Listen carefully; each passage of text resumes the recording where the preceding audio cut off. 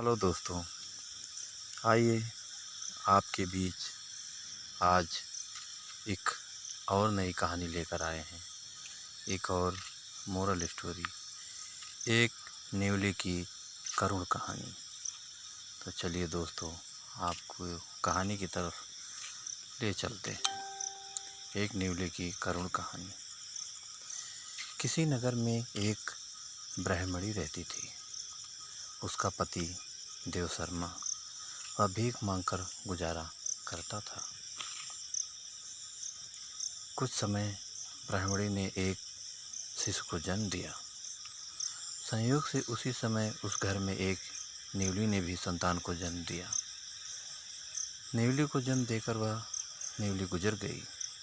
तब ममता के वशीभूत होकर वह ब्राह्मणी उस न्यूली को बेटे के समान ही पालने लगी।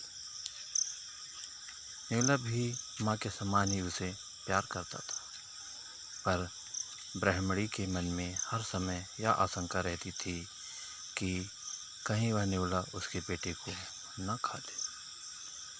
वह उस पर बिल्कुल यकीन नहीं करती थी, इसीलिए कहीं जाती तो पति से यह कहकर जाती थी, जब तक मैं ना लौटूं तुम कहीं मत जाना, यही शिशु के पास ही बैठना। एक बार की बात, ब्राह्मण देव शर्मा भिक्षा मांगने के लिए जाने लगा। तभी ब्राह्मणी को याद आया कि घर में पानी नहीं है। उसने कहा, तुम थोड़ी देर रुको, मैं जल भरकर लाती हूँ, तब तक तुम बेटे की निगरानी करो, यहाँ से हटना मत, मैं पानी भरकर अभी आती हूँ। ब्राह्मणी पानी भरने के लिए गई तो नदी तट पर कुछ परिचित स्त्रियाँ भी मिल गईं। बातें चल निकली। घर गृहस्थी की बातों में समय का कुछ पता ही नहीं चला। अचानक ब्राह्मणी को याद आया कि उसे जल्दी पानी भरकर रेल जाना था और तेज कदमों से घर की ओर चल पड़ी। ब्राह्मणी ने देखा कि ब्राह्मणी को गए बहुत देर हो गई है और अभी तक वह नहीं लौटी है, तो वह दरवाज़ा बंद करके भीख मांगने चला गया। थोड़ी देर में ही एक विशाल सांप वहां आया और दरवाजे को धक्का देकर अंदर आया और धीरे धीरे आगे बढ़ने लगा। वह ब्राह्मणी के उस सोए हुए शिशु को खाना चाहता था। तभी न्यूली ने उसे देखा। वह अपने भाई की रक्षा के लिए बहादुरी से उससे भिड़ गया। देर तक लड़ाई चली। आखिर न्यूली ने सर्प के टुकड़े टुकड़े कर दिए। उसके मुंह और शरीर पर भी जगह जगह सांप का रक्त लग गया था। कुछ देर बाद ब्राह्मणी पानी भरकर लौटी। दरवाजे को बाहर से बंद देखकर वह मन ही मन बड़बड़ाई, लगता है वह दरवाज़ा बंद करके चले गए।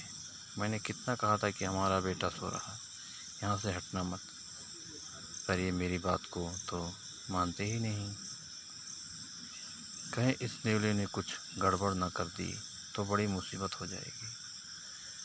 आखिर ब्राह्मणी यही सब सोचती हुई दरवाज़ा खोलकर भीतर गई। तभी न्यूला भी दौड़ता हुआ वहाँ आया और जल्दी से जल्दी अपनी बहादुरी का कारनामा माँ को दिखाना चाहता था और बदले में माँ से लाड़ और प्यार पाने की आशा करता था।